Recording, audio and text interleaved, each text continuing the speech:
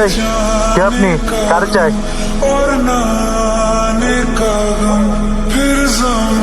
আমি Rafiz, গুনগুনের boyfriend. Boyfriend? গুনগুন, কি হচ্ছে এসব? ছেলেটা কি বলছে এই সমস্ত? ও ঠিকই বলেছে। আমি গুনগুনের কিছুই না। আমাদের বিয়ে হয়নি, আর এতদিন যা ছিল তার পুরোটাই ড্রামা।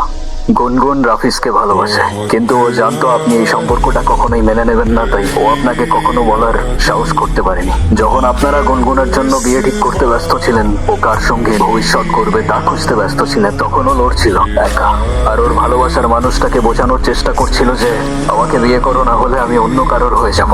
কিন্তু সেদিন সেই মানুষটা চলে গিয়েছিল, আর তার সঙ্গে অনুর ভরসাটাও হারিয়ে গিয়েছিল। আর তাই ও দাঁড়িয়েছিল একা একা মৃত্যুর কিনারায়।